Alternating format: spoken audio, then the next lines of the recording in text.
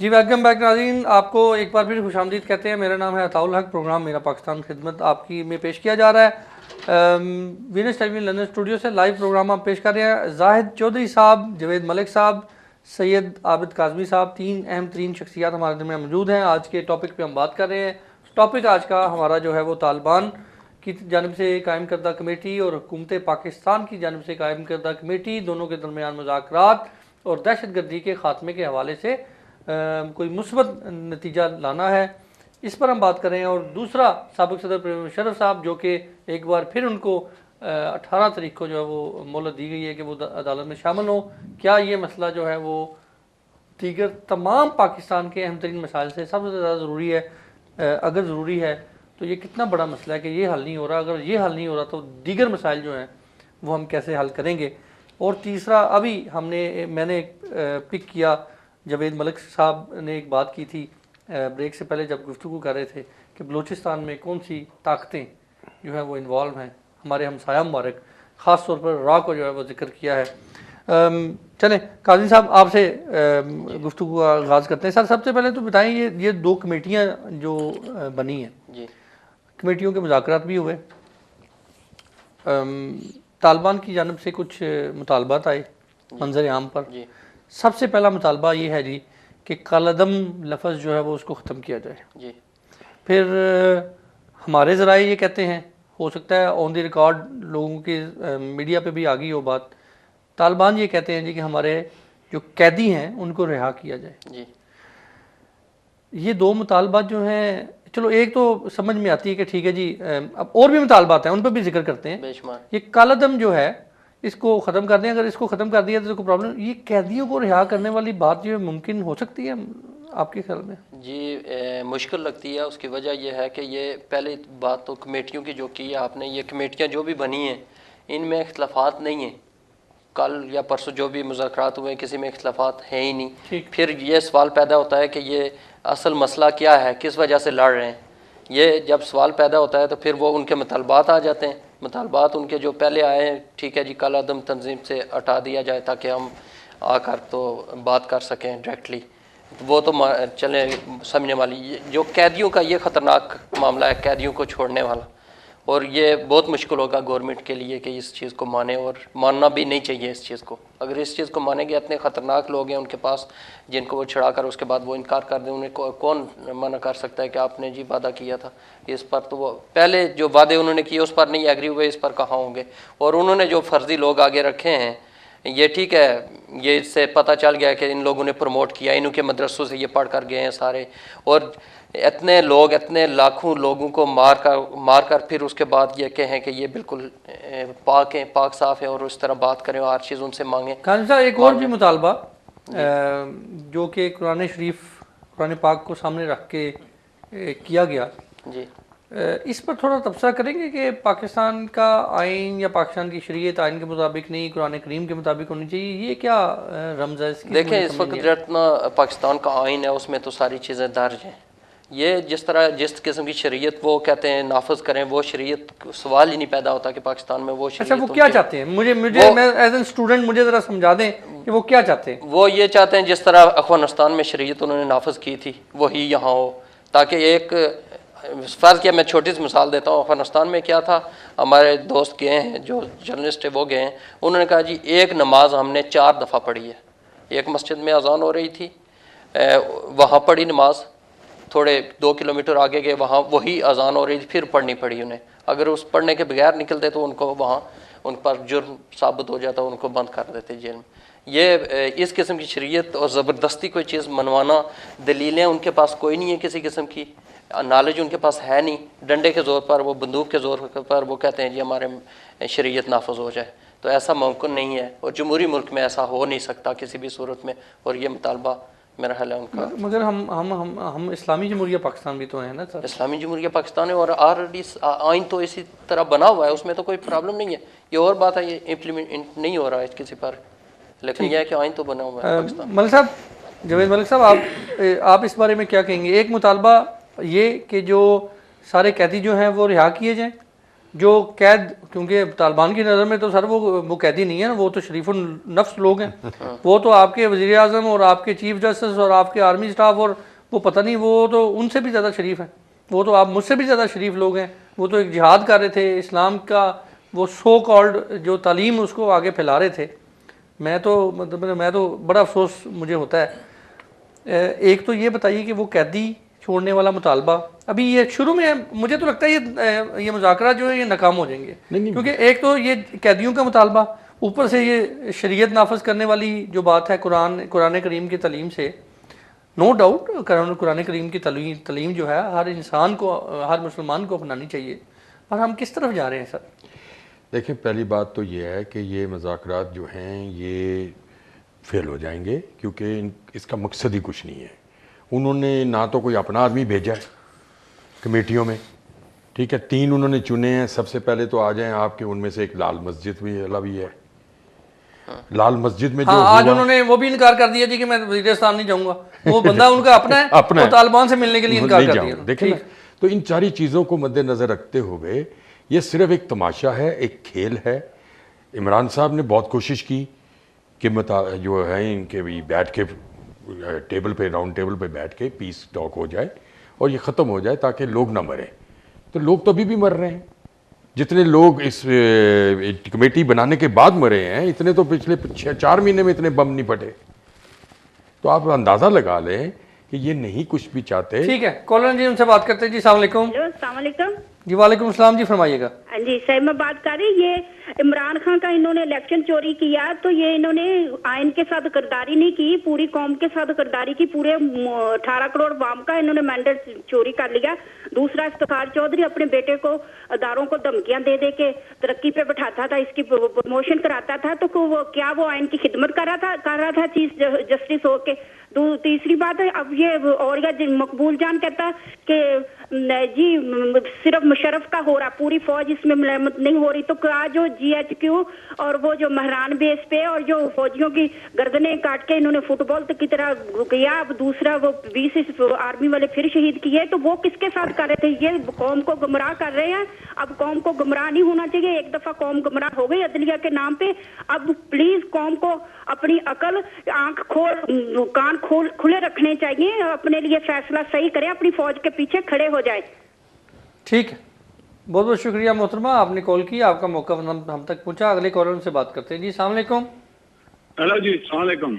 वालेकुम सलाम, फरमाइएगा जी। अता साहब, आवाज आ रही है? जी आपकी आवाज आ रही है। नज़ाकत हुसैन शाह फ्रॉम वर्किंग। आपको और आपके मेहमानों को प्यार और आदाब बरा सलाम।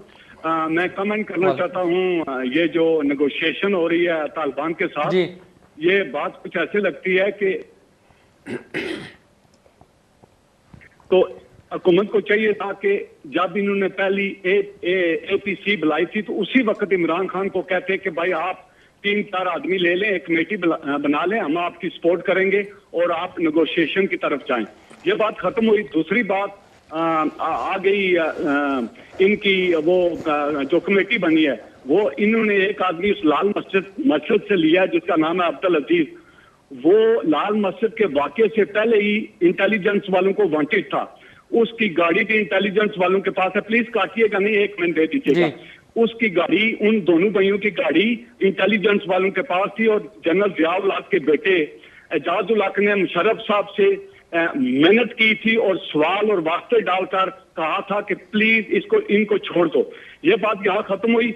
नवाज शरीफ साहब ने तो ये किया कि लाल मस्जिद वाले मौलाना साहब को लेकर, जैसे आप मैं मिसाल देता हूं कि दूध रखें और बिल्ले को बोले कि इसकी रखवाली करे। बाकी मैं बात करता हूं मुशर्रफ साहब के हवाले से। आर्टिकल 6 फौज कभी नहीं लगाने देगी। भूल जाए मुशर्रफ साहब को, भूल जाए नवाज शरीफ साहब को फॉर द टाइम बिंग। अगर नवाज शरीफ साहब की तरह कोई एक और वज़ीर आज़म आ जाता है और मुल्क को एनकी की तरफ धकेला जाता है, तो फौज देखती है कि मुल्क तबाह हो रहा है और टूट रहा है, तो क्या फौज आर्टिकल 6 को देखती रहेगी? आर्टिकल 6 बाद में आता है। पहले पाकिस्तान है। अगर पाकिस्तान है तो सब कुछ है। ये भोले बादशाह को मालूम नहीं है। लोग हमारी जो इंटरनेशनली जो हमारे खिलाफ हैं, पाकिस्तान के खिलाफ हैं, जो हमारे दुश्मन हैं, वो चाहते हैं कि फौज का आपस में क्लैश हो। कुछ जो मुशर्रफ साहब के साथ हैं, सपोज कर लें चंद मिनट के लिए, थोड़े लोग मुशर्रफ साहब के साथ हैं या ज्यादा, फौज ये सोचे कि देखो यार 40 साल इस आदमी ने मुल्क और कौम की खिदमत की, इसको ये नतीजा मिला है। मगर मैं अपने दोस्तों और पाकिस्तानी भाइयों जो महबूबे वतन है उनको ये कहना चाहता हूं कि नून में कुछ ऐसे लोग भी हैं जिन्होंने बाबे कायद आजम मोहम्मद अली जिन्ना, जिसने पाकिस्तान बनाकर हमको दिया, उनकी एम्बुलेंस हॉस्पिटल की तरफ जा रही थी तो इतना तेल डाला था और खराब एम्बुलेंस उनको दी थी कि ये हॉस्पिटल ना पहुंच सकें। ठीक है नज़ाकिर साहब, बहुत शुक्रिया। तफसीली आपका ख्याल जो है वो हम तक पहुंचा, आपका तजिया, इस पर हम डेफिनेटली गुफ्तगू करेंगे। हमारे अगले कॉलर जी उनसे बात करते हैं। जी अस्सलाम वालेकुम। हेलो अस्सलाम वालेकुम। जी फरमाइएगा मोहतरमा। वालेकुम जी मैं ये कहना चाहती हूँ कि देखें कि इस वक्त जो है हुकूमत जो है वो मीडिया और जो पॉलिटिकल एजेंट्स हैं इनके, जो पूरी दुनिया में फैले हुए हैं, वही लगता है कि जमहूरियत चला रहे हैं, और जो गार्ड बने हुए हैं वो इनकी कोर्ट्स में इनकी गार्ड्स बनी हुई हैं। अब देखें कि जो अमीन बनकर कहते हैं कि हम इस मुल्क के अमीन बनकर आए, आइन में लिखा है ना कि हम इसके अमीन बनेंगे, आते साथ ही मुल्क के असासों को बेचना शुरू कर दिया। क्या पाकिस्तानी यही चाहते थे कि हमें इस पाकिस्तान को बेचना शुरू कर दें? और फिर देखें कि इतनी हमारे दुश्मन जो है दुनिया के 40-45 मुल्क जो है सरहदों के ऊपर बैठे हुए हैं और वो नक्शे बना कर हमें टारगेट कर रहे हैं, नक्शे बना कर, और हम पता नहीं किन खुशफहमियों में मुब्तला हैं। ठीक है मोहतरमा, आपका मौका पहुंचा हम तक। अगले कॉलर से बात करते हैं। जी अस्सलाम वालेकुम। हेलो जी फरमाइए। हेलो जी सर, कौन सा बार है? मेरा नाम निसार हुसैन है, बर्मिंघम से बोल रहा हूँ। जी फरमाइएगा सर। ये देखिए जो भाई साहब हैं जो मिडिल में बैठे हैं, क्या नाम है इनका? जी जवेद मलिक साहब। इन्होंने बहुत अच्छी बातें की हैं, मैं इनकी हर एक बात से एग्री करता हूँ। इस मुल्क को इन फौजियों ने और सियासी लीडरों ने जरदारी ने दाव पर लगाया हुआ है। राह हमारे पूरे मुल्क में जाल बिछा के बलूचिस्तान को अलग करना चाहते हैं। 2015 क्या 20 में पाकिस्तान का मैप ही नहीं है, इन्होंने उसका नाम रखा है ग्रेटर बलूचिस्तान। सिंध अलग हो जाएगा, अल्ताफ हुसैन को यहाँ से इन्होंने पाल के रखा हुआ है। आज जो हम सजा भुगत रहे हैं ना, ये फौजियों की सजा भुगत रहे हैं। जो लोग तारीफें करते हैं ना मुशर्रफ की, उसने सब ब्लैक वोटर को उधर पाकिस्तान में फैलने दिया। तो लोगों को पूछे तो कहते हैं किधर है जी ब्लैक वोटर। हम ये अफगानिस्तान के लिए नहीं आए हैं, ये हमें तबाह करने आए हैं कि इस्लामी मुल्क के पास एटम बम नहीं होना चाहिए। और ये तालिबान का जो ड्रामा रचा रहे हैं ना, एक दिन और कहते हैं दूसरे दिन और कहते हैं, सब बकवास है। तालिबान इनसे कोई बात नहीं मानने वाले, वो चोर हैं, वो सूदखोर हैं और पैसे खाते हैं अमेरिका से और अफगानिस्तान से और इंडिया के एजेंट हैं, और पाकिस्तान में वो तबाही बर्बादी कर रहे हैं। इस्लाम उनके ठीक है। आखिरी कॉलर जी उनसे बात करते हैं, फिर हम गुफ्तगू को जो है जारी रखेंगे। जी अस्सलाम वालेकुम। वालेकुम सलाम वरहमतुल्लाहि वबरकातुहू। जरा सब्र से सुने हैं जी। पाकिस्तान दुनिया की 6ठी 7वीं 8वीं शैतानी रियासत, जहन्नम के कारखाने लगाए हुए हैं। पाकिस्तान फौज है शैतानों की साथी, तमाम दुनिया की अफवाज दहशतगर्द शैतान की साथी है समेत पाकिस्तान के। जहन्नम तोड़ फोड़ कत्ल गारत करवाने के अलावा उनका काम ही क्या है? ठीक, बहुत बहुत शुक्रिया सर, आप का मौक़िफ़ हम तक पहुंचा। आपके मौक़िफ़ से बिल्कुल भी इतफाक़ नहीं करते, मगर वो आपका मौक़िफ़ है। जाहिद चौधरी साहब, कॉलर्स की गुफ्तगू आपने सुनी, आप यहाँ से अंदाज़ा कर लें कि हम लोग पाकिस्तान यहाँ बैठे हुए हैं कितना दर्द रखते हैं पाकिस्तान के लिए, और मुख्तलिफ इशूज़ पर जो है वो देखें हर कॉलर बड़ी तफसील में वो बात करते हैं और अपने एक लॉजिक दे के बात करते हैं। सबसे पहले तो ये बताएं कि ये जो तालिबान के मुतालबात हैं, इस पर मैं आपके कमेंट लेना चाहूँगा, कैदियों के हवाले से और शरीयत नाफिज करने के हवाले से। देखें हक साहब, ये तो क्लियरली आपने जैसे आपने इंट्रो में बताया कि पाकिस्तान का कॉन्स्टिट्यूशन कहता है कि पाकिस्तान में कोई भी कानून ऐसा नहीं बन सकता जो कुरान और सुन्नत के खिलाफ हो। अगर कोई हम समझ, क्योंकि हम जो हैं पाकिस्तान के अंदर कॉमन लॉ को फॉलो करते हैं, क्योंकि हम we were actually colony under British Raj, तो हमारा ये है कि हम कॉमन लॉ को फॉलो करते हैं।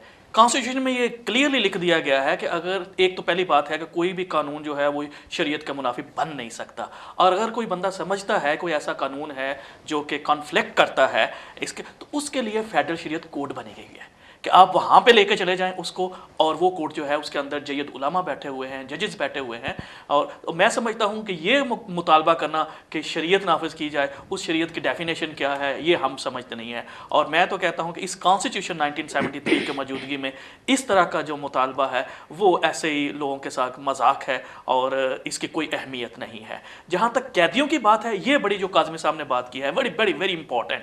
देखें, एक तरफ तो हम बात कर रहे हैं कि जनाब ड्यू प्रोसेस ऑफ लॉ होना चाहिए, देखें हम कॉन्स्टिट्यूशन के अंदर रहते हुए हर काम करना है, तो फिर आप वो लोग जिन्होंने 40 से 50 हज़ार मासूम लोगों की जानों से खेला है, आप कैसे उनको आप जो है वो आज़ाद कर देंगे?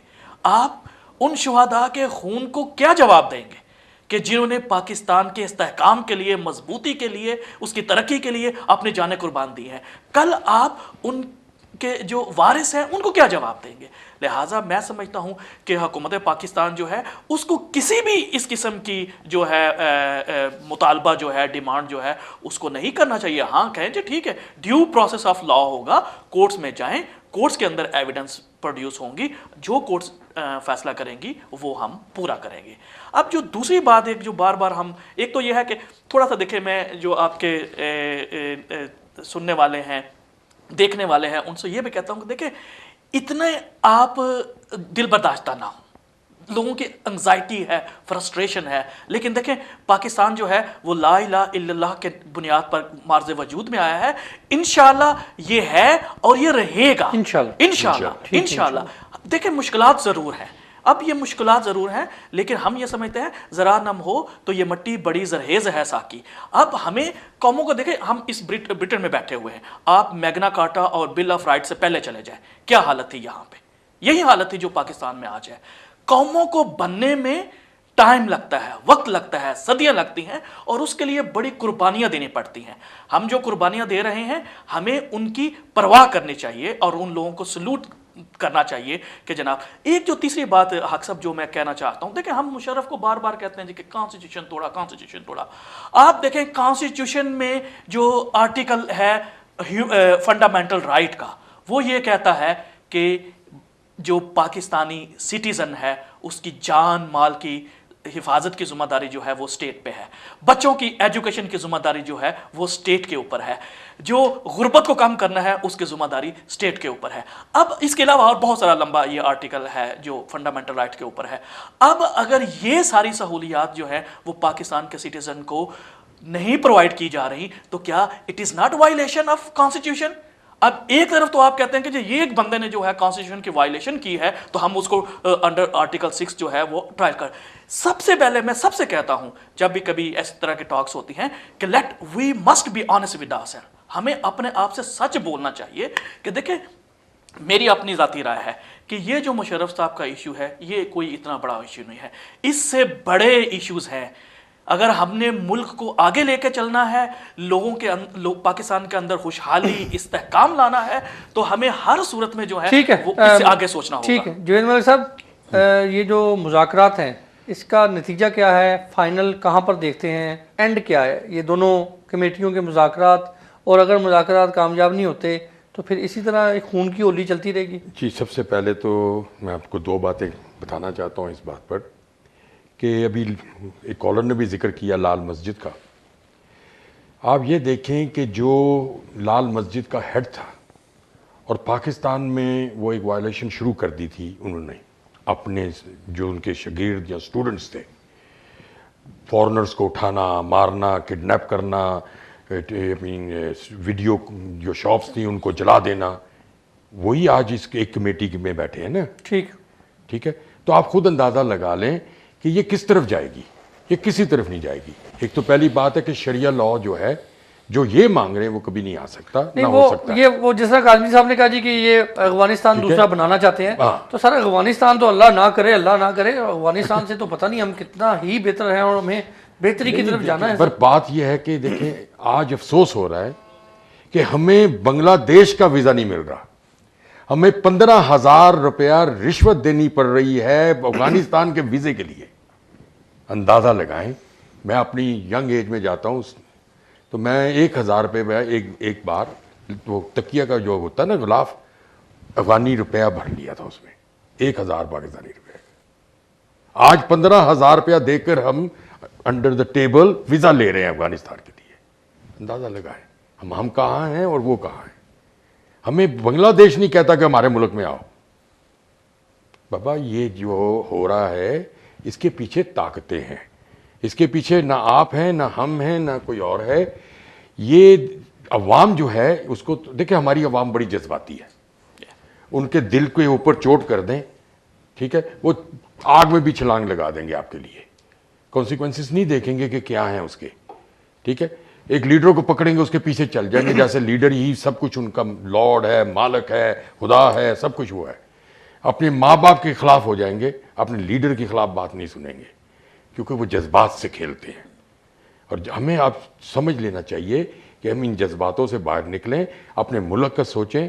और दूसरी बात यह है कि अपना कश्मीरियों को भी लाए बीच में, ठीक है। 7-8 लाख कश्मीरी 66 साल में मर चुका है।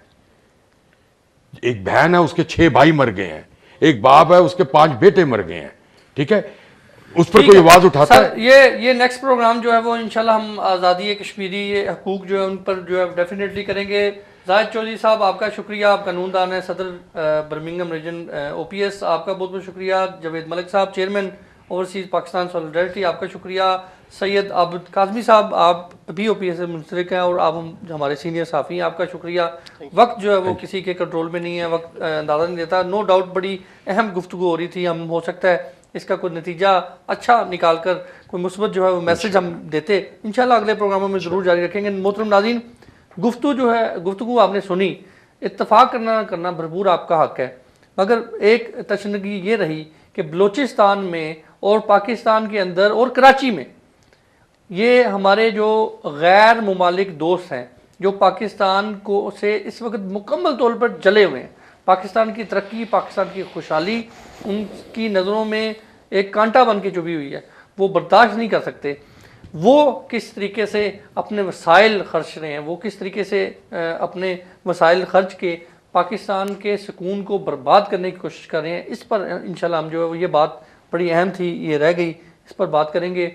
कश्मीरियों के हकूक़ के हवाले से हम डेफिनेटली बात करेंगे। नो डाउट कि बरतानिया और यूरोप और पूरी दुनिया में बहुत बड़ी तादाद जो है वो कश्मीरियों की मुकीम है और हमें इनकी आवाज़ को उठाना है। नो डाउट कि वीनस टेलीविज़न जो है वो कश्मीरियों के हकूक़ के लिए भरपूर हमेशा साथ रहा है।